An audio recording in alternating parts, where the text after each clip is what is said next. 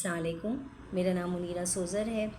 3247 syllabus اے Urdu O levels paper 2، اس میں جو ہے غزلیں ہیں۔ خواجہ حیدر علی آتش کی دوسری غزل ہے، اس کا ہم آج تشریح کریں گے۔ شروع کرتے ہیں ہم۔ سن تو صحیح جہاں میں ہے تیرا فسانہ کیا، کہتی ہے تجھ کو خلق خدا غائبانہ کیا۔ اس شعر میں غالباً حاکم وقت کی طرف اشارہ ہے، بلکہ یقیناً حاکم کی طرف اشارہ ہے کہ تم کس خوش فہمی میں ہو کہ تم جو سوچتے ہو وہ درست کرتے ہو، جو کرتے ہو بجا کرتے ہو، لیکن تمہیں یہ معلوم نہیں ہے کہ لوگ تمہارے حوالے سے کیا سوچتے ہیں۔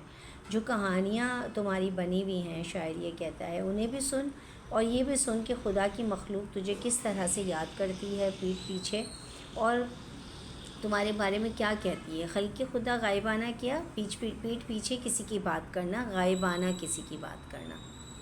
اب ہم آتے ہیں دوسرے شعر کی طرف۔ چاروں طرف سے صورت جانا ہو جلوہ گر، دل صاف ہو تیرا تو ہے آئینہ خانہ کیا۔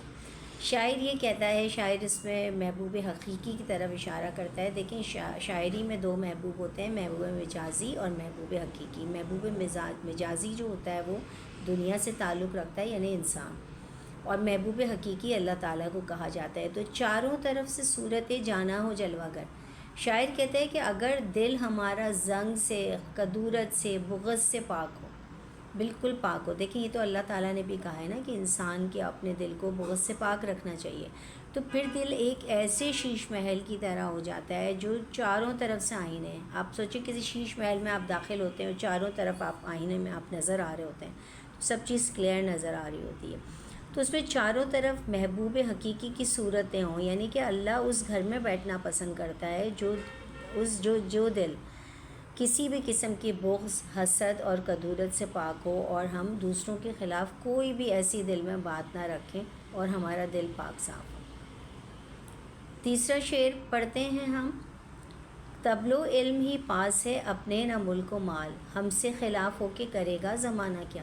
شاعر کہتا ہے کہ دیکھیں زمانے کی گردش کس کو نقصان پہنچاتی ہے، جس کے پاس مال دولت ہو، جس کے پاس بادشاہت ہو، جس کے پاس کرسی ہو، عہدہ ہو۔ تو شاعر کہتا ہے کہ میرے پاس تو کچھ بھی نہیں ہے، میرے پاس تو کچھ بھی نہیں ہے، میں خالی ہاتھ ہوں، نہ میرے پاس بادشاہت ہے، نہ میرے پاس علم کی دولت ہے، نہ میرے پاس ملک و مال ہے، کچھ بھی نہیں ہے، نہ کوئی دوسرا سامان ہے۔ تو میرے خلاف اگر کوئی کرے گا، کوئی سازش کرے گا تو وہ کیا کر لے گا، میرے خلاف تو زمانہ کچھ بھی نہیں کر سکتا ہے، کیونکہ میں خالی ہاتھ ہوں۔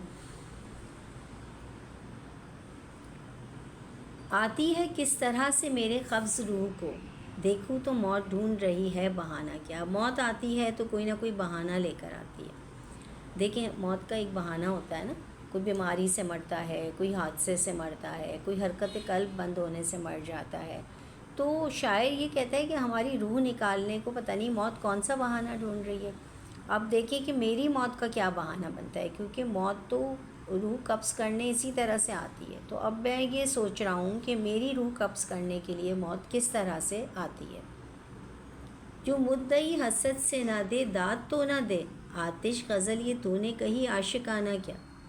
شاعر یہ کہہ رہا ہے کہ آتش تم نے نہایت پاکیزہ اور بلند مضامین کہے ہیں، بہت بڑھیا غزل کہی ہے۔ شاعر مقطع میں اپنی غزل کی تعریف کرتے ہوئے کہہ رہے ہیں کہ تم نے بہت بڑھیا غزل کہی ہے۔ اب اگر حریف جو ہے، جو آپ کے رقیب ہیں، جو حریف ہیں، جو کہ آپ کے دوسرے شعراء ہیں، وہ اگر حسد سے اس کی داد بھی نہیں دیں گے تو دوسری بات ہے، مگر تمہاری عاشقانہ غزل لاجواب ہے، بہت خوب۔ تو اس میں جو ہے شاعر نے ہر شعر میں تقریباً مختلف جو ہے وہ مختلف باتیں کی ہیں۔ غزل کی خوبی بھی یہی ہوتی ہے کہ اس کے ہر شعر میں الگ بات کی جاتی ہے۔ امید ہے آپ کو سمجھ آئی ہوگی۔ بہت سارے طلباء نے مجھے یہ کہا تھا کہ غزلوں کی تشریح کر دیں، تو آپ اگر جنہوں نے نہیں بھی کہا ہے ان کے درمیان بھی چینل کو ضرور آپ شیئر کریں اور لائک اور سبسکرائب کر دیجئے۔ مستقل جو ہے میں ویڈیوز بنا رہی ہوں، آپ کو انشاءاللہ نوٹیفیکیشن آ جائے گا تاکہ آپ پھر دیکھ سکیں وہ۔ اللہ حافظ۔